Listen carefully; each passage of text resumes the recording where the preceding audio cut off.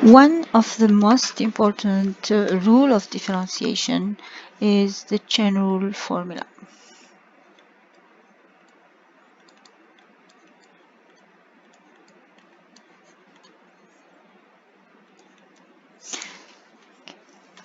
So, so let's, for example, set the following problem. What is how we can derive first this function? Suppose it's x2 plus 1 power 1000. Okay, so we know that this function is polynomial function. We can develop the product and get a polynomial of degree 2000. And derive. We can then derive. It's a sum of terms of polynomial terms. So we can derive term by term. They are a sum of derivative of power functions. We know to do that. But we have the content is that we will have to compute about 1000 terms, coefficients, etc., etc. So it's not easy like that. What we can remark that this function, the function x2 plus 1 power 1000, I can see it as a composite of two functions. Okay, it's I can see it as f of at x2 plus 1. Okay, it's f at g of x. I can see it like that. And now I see that I identified g of x as an x2 plus 1. And fx here is x power 1000. Okay, you can check. Let's check f at x2 plus 1. If substitute x2 plus 1 to x, you will get exactly your function. So this is a composite function. So the question, so how can derive a composite function knowing using the derivative of f and the derivative of g? You see here that the derivative of g is easy. It's 2x, and the derivative of f also is easy. So how can we use this to get our global derivative of the composite function? Okay, so this is our purpose. So there is so we can show a result for, so the result uses the following characterization of derivability of function.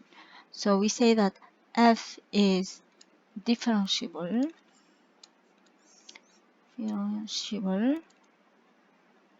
at x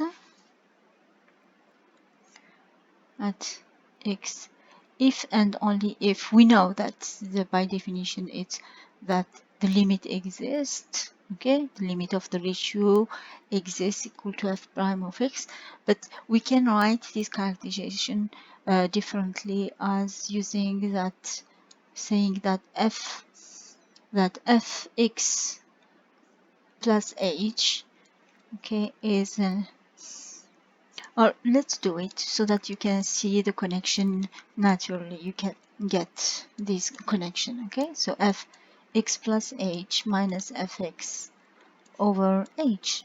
So this is this is what we have. Okay, so the idea.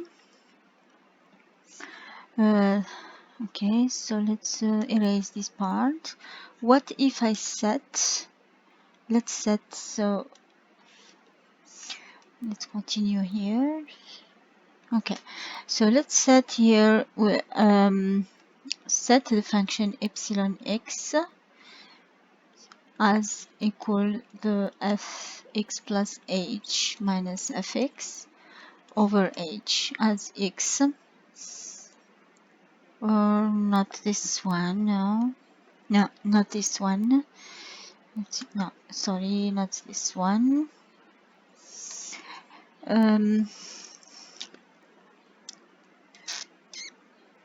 So the characterization, let's continue then the characterization. Characterization says that instead of, this is checking the definition, okay, it's this equivalent to show that f at x plus h, you can write it as fx plus h f prime x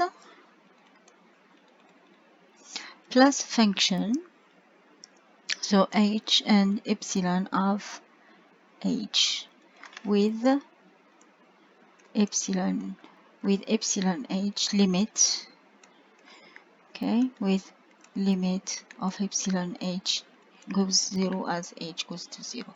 So this is the characterization of we need to use to establish the derivative of the ratio function.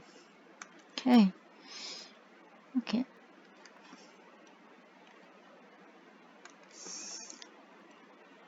So this is the characterization, and an idea of the proof of this characterization. Let's just look at this writing here. If you move the term fx to this side and then divide by h, you will get then f prime x plus epsilon h.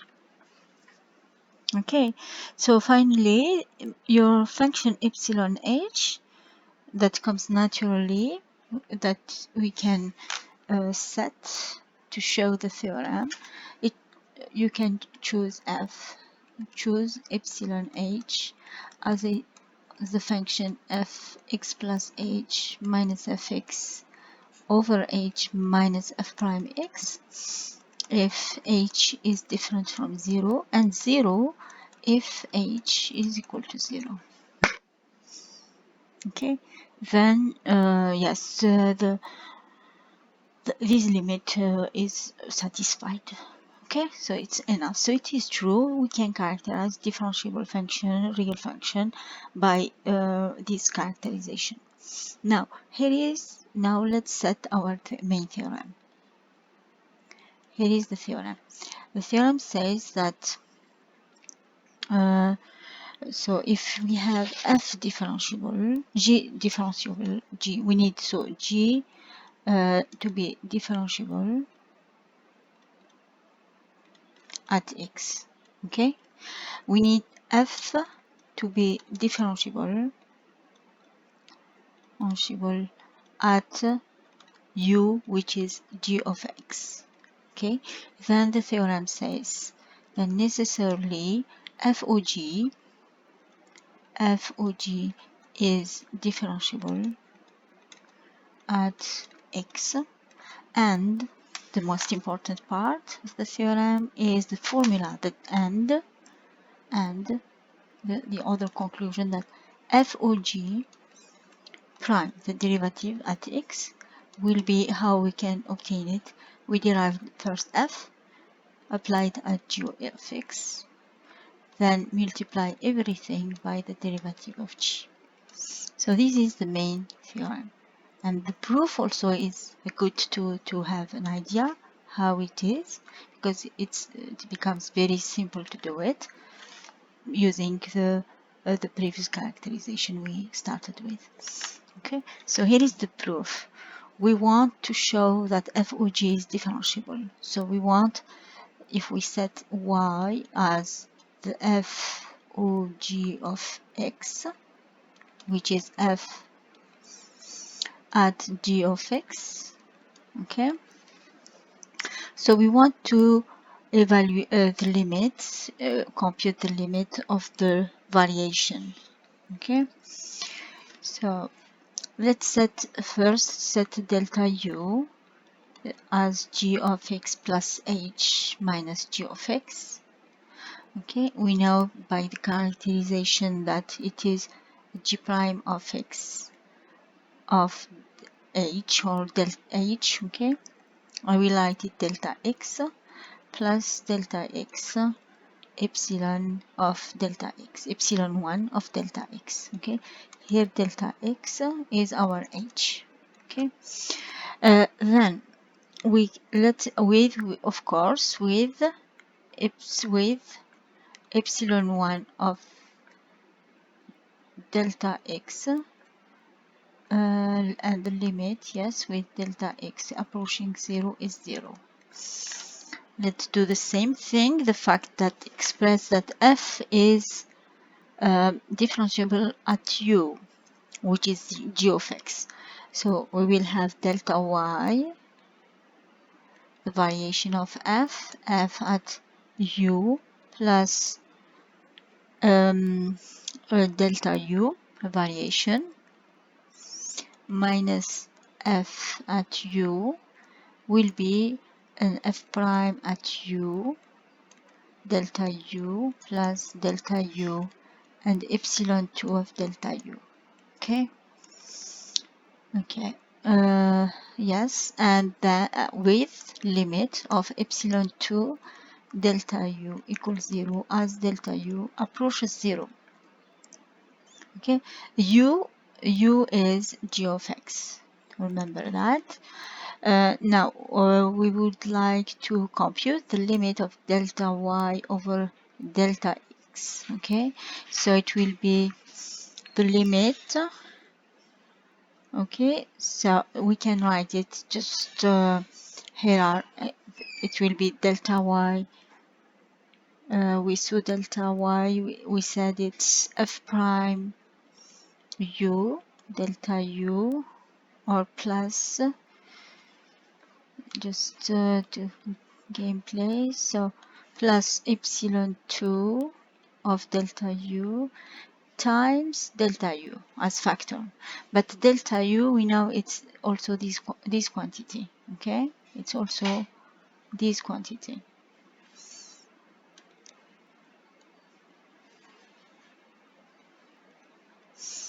Okay, times, so it's g prime of x plus epsilon 1 delta x, and we have delta x as factor. Okay, so this is delta u, delta y by divided, so I don't need to add this delta x here. It's already, I put it already here. Okay. Okay, now let's take the limit. Now taking the limit both sides, if you take the limit both sides as delta x approaches 0, so we will end up with f prime at u. This quantity will go to 0 because as delta x goes to 0, what happens to delta u?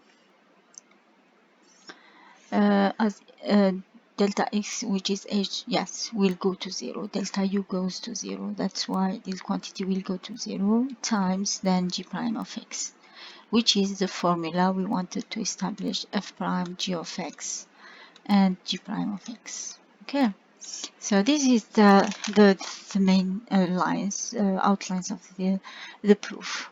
Okay, so this is, yes, it's the formula is simple as it is expressed. So you need just to practice a lot so that yes, you see, you get used to it. Okay, so let's now find our derivative here. Okay, so let's continue our example here. Okay, so finally the answer, so the derivative of x2 plus 100,000 will be FOG prime at x, which is by the chain rule f prime at g of x times g prime at x. Okay, which is then f prime, we said here it is, we found it. Okay, you see it, you see f prime, so it will be but applied at g of x, so we will have then here 1000 g of x 999 99. That's all. Yes. Okay. And then, sorry, and then times g prime of x. The derivative of g prime is 2x. 2x. So finally, we will have the derivative will be 2000 x g of x. We said it's x2 plus 1 power 999. Here it is. So you see how it is very practical. Let's now do another example with, for example, a ratio function. Let's add another example. Okay, so what if you were asked to derive the following function: g of t equal t minus 2. Okay, g of t equal the fraction t minus 2 over 2t plus 1 power 9. So you see, we see that we have a composite function. So I can see my function g as a composite of v at u of t, okay, with ut is the inside function here, ut plus 1, and v of t will be the power function, or sometimes it's better, I think, to use this notation also. That helps to identify easily the composite function. So you can write here your function v at u is u power 9. And like that, you see exactly the connection. You see, if you substitute u by this expression, you get exactly your g function. Now, the second step, now derive each function separately. U prime at t will be the derivative of a ratio. A ratio function we learned, so we derive the numerator. And so let's do it for the first time, times the second denominator minus numerator, derivative of denominator over denominator power 2. So the derivative of this function is 1. So 1, so we will have 2t plus 1. So let's write it here. This is equal 1. This one is equal 2. Okay. Yes. Okay. Okay, let's continue.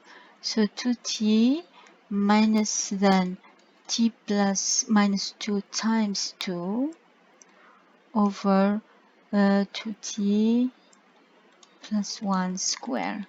2t minus 2t, we can simplify, plus 2, so we will have 3. Okay, so let's move away here and write the and 3. Yes, 3 over 2t plus 1 square. And what about the other derivative?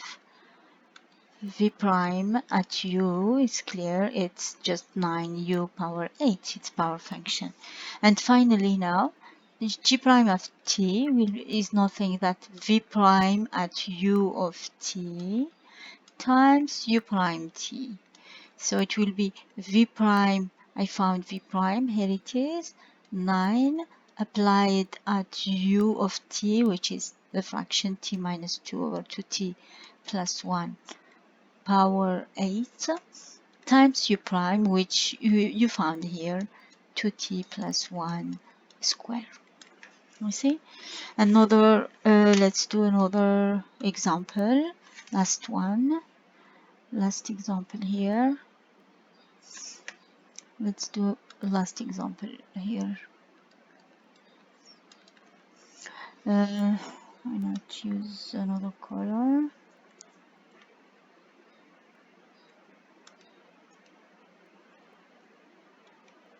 Okay.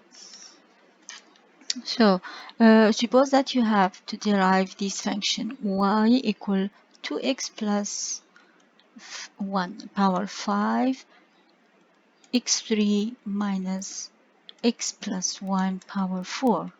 You see? So here you go step by step. I see a product of two functions. Okay, so why not use the product rule first? So the derivative, I need to derive the first one, 2x plus 1 times the second function plus then 2x plus 1 and the derivative of the second function. And then the second step is to find the derivative of this function. This one, I see it as a composite of two functions. There is composition here. So let's write each derivative as v at u of x. Okay, quickly identify your u of x. I see it, it's 2x plus 1.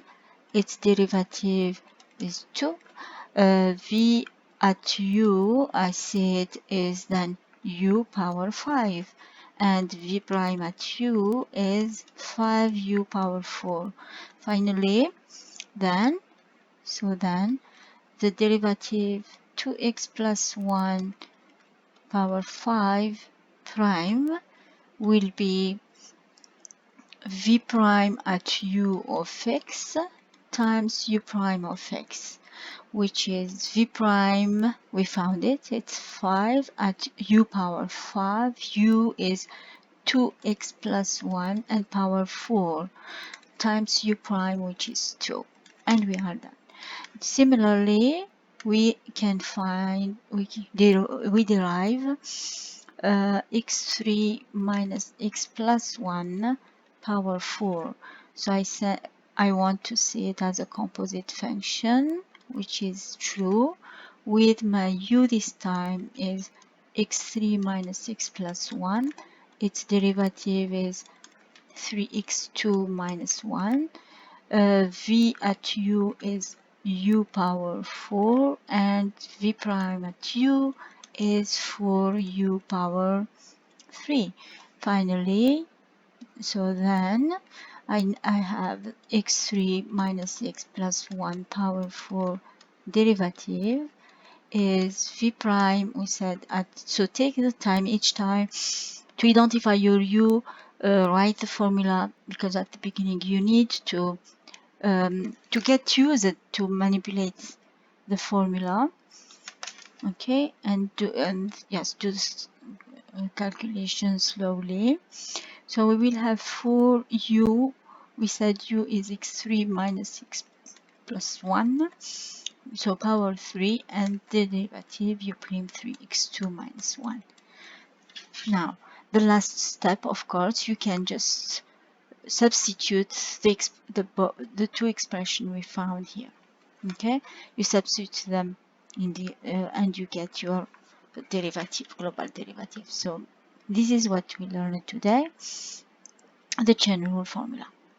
Okay, so it opens us more possibilities for computing complex derivatives. Okay, thank you.